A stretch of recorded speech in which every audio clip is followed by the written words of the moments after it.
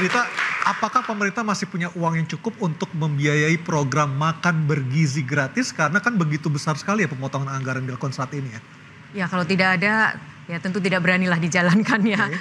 Ada, dan itu sudah dialokasikan tahun ini, sebenarnya itu angkanya kan 71 triliun.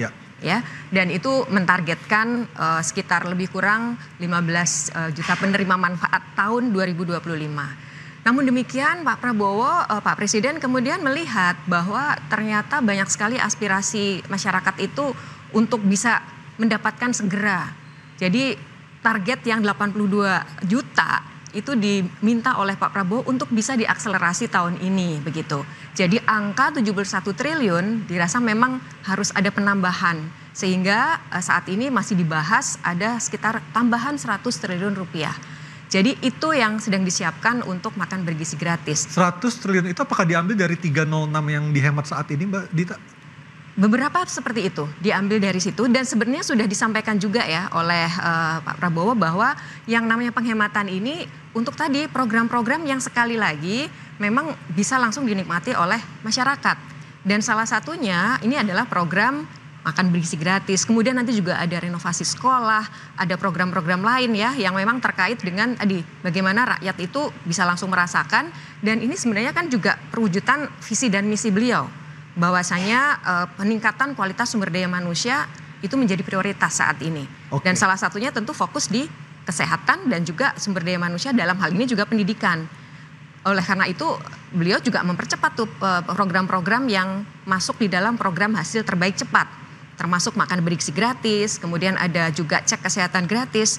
Dalam waktu dekat nanti kita juga akan laksanakan tadi renovasi sekolah. Oke. Jadi hal-hal itu yang kembali lagi ini adalah otot gitu, ototnya negara kita ya, sehingga prioritasnya ada di sana.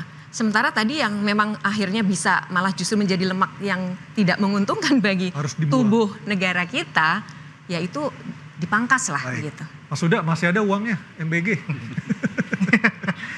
Ya, tentu gini seperti ini. Kalau kita bicara mengenai efisiensi dan sebagainya gitu kan, tadi sampaikan juga sama Mbak Dita mengenai pendidikan gitu kan. Kita lihat di rincian di Kementerian Tinggi dan Saintek ya. Sekarang kan udah dipisahkan. Pak Satrio ya? Ya Satrio sama satu lagi yang di Kementerian Pendidikan Dasar dan Menengah. Itu kita hitung ada pengurangan sekitar 30 T. Di Kementerian Kesehatan itu ada pengurangan sekitar 20 T. Itu yang kita lihat di beberapa paparan pemerintah gitu ya. Terus kemudian kalau kita lihat sebenarnya MBG ini kalaupun sudah berjalan dengan baik, tentu tidak ada masalah di lapangan sebenarnya. Kalau ada uangnya ya. Kita mendengar di beberapa media gitu kan, ada yang belum dibayar dan sebagainya. Kemudian ini vendor yang Anda maksud ya? Vendor, Oke. ya. Kemudian ada beberapa yang mungkin ya kalau kita bilang MBG ini lebih baik kalau boleh saya sampaikan itu ada reformulasi sebenarnya. Karena apa? Reformulasi penerima, jumlah penerima maksudnya? Jumlah penerimanya. Oke. Karena gini, ini kan kalaupun dipaksakan, kita sudah hitung sebenarnya. Kalau dipaksakan dengan anggaran 10.000 untuk defisit anggaran ini bisa mencapai 3%. Lebih dari 3%. Kita udah hitung untuk dari penerimaan negara, kemudian tapi kita belum hitung untuk efisiensinya ya. Tapi kalau tidak ada efisiensi, kalau itu 100%, itu lebih dari 3%. Dan tentu Mas Haikal juga tahu kalau 3% itu pasti akan berakhir pada impeachment pastinya. Nah, inilah yang kita sampaikan bahwa MBG ini tidak bisa langsung ujuk-ujuk ke 82%. Oke. Memang benar kalau sampaikan bertahap dan sebagainya, dan itu kita kalau bertahap itu masih aman. Tapi kalau 82 juta penerima langsung itu kita bisa pastikan kalau tidak ada efisiensi itu defisit APBN terhadap GDP 3%. Oke, Mas Haikal apakah mungkin untuk memformulasi ulang jumlah penerima MBG? Kalau menurut saya sih bukan gitu ya. Ini saya klarifikasi dulu. Yang jelas tadi kalau cerita uangnya ada. Kita ini nggak merubah size APBN. Dengan penghematan ini semua APBN nggak ada. Penggunaan yang sekarang sudah ditentukan, yang kita anggap mungkin ada waste-nya itu kita kurangin, supaya kita bisa alihkan ke yang lebih produktif. Nah yang lebih produktif itulah yang tadi disampaikan ke ke program-program yang lebih ada manfaatnya buat rakyat. Dan sikap itu sudah ada di Pak Prabowo dari zaman dulu. Saya pertama kali jadi anggota DPR itu 2014. Saya jadi anggota Komisi 6 dan salah satu keputusan pertama yang saya harus ambil waktu itu adalah penyertaan modal negara pada BUMN-BUMN. Pada saat ambil keputusan waktu itu Menteri BUMN-nya Bu Rini, kita kalau nggak salah menyuntik sekitar 40 triliun ke beberapa puluh BUMN. Dan arahan dari Pak Prabowo-nya, kamu pilih suntikan ke BUMN yang paling berdampak kepada rakyat, yang paling bisa dirasakan manfaatnya oleh rakyat langsung. Itu yang kamu suntik BUMN-nya. Jadi arahan seperti itu sudah dari dulu, itu yang saya ingin sampaikan ke teman-teman. Nah, hari ini beliau jadi presiden, ya sama aja gitu kan. Nah, size APBN-nya tidak berubah. Kalau yang tadi target 82 sebagaimana disampaikan 82 juta itu memang kita lakukannya bertahap. Bertahap itu ada dua. Satu, sistemnya juga harus kita masukkan in place karena dapur-dapur yang lagi disiapkan, sekolah-sekolah yang dapurnya lagi kan dapur ada yang lewat Kodim, ada yang lagi sistem kerjasama dengan pihak ketiga, ada yang lagi kita mau implementasikan di sekolah, itu juga perlu tenaga kerja BGN. Nah, tenaga kerja BGN-nya juga perlu disertifikasi, perlu dididik dulu baru disertifikasi. Jadi mereka juga harus kita masukkan in place. Lalu sistem digital dan sistem keuangannya semua juga harus masuk. Jadi kan nggak bisa juga kita kucurin duitnya semua ready, sedangkan sistem buat distribusinya nggak ada. Gitu. Artinya formula jumlah penerima yang saat ini sudah berjalan di tahun 2025 akan terus dipertahankan setiap tahunnya, Mas Eka? Bukan, kita akan melakukan akselerasi. Begitu juga percepatan, tapi juga harus diimbangin dengan persiapan infrastrukturnya, kira-kira begitu. Baik. Begitu infrastrukturnya siap, tentu duitnya kita harus siapin. Jadi ini kejar-kejaran, duit siap, tapi infrastruktur juga harus siap. Ya, berbarengan ya. Berbarengan. Saya ke Mas Ubed. Mas Ubed, salah satu yang menarik dari statement Pak Prabowo di Surabaya Senin lalu adalah soal raja-raja kecil. Dari amatan Mas Ubed, siapa sih orang-orang itu? Ya, saya kira tafsirnya bisa dua. Yang tahu sebenarnya Prabowo ya. Betul. Sayangnya Prabowo tidak jujur. Tidak jujur kenapa? Oh, tidak terbuka. Ya. Okay. Untuk menjelaskan siapa yang dimaksud dengan raja kecil. Sehingga kemudian publik termasuk akademisi berhak untuk menafsirkan. Ya. Tafsir pertama adalah raja kecil adalah menteri-menteri itu. Seolah-olah dia punya otoritas penuh untuk mengatur keuangan atau bahkan dirjen-dirjen sehingga nggak mau diganggu begitu. Dia seperti raja.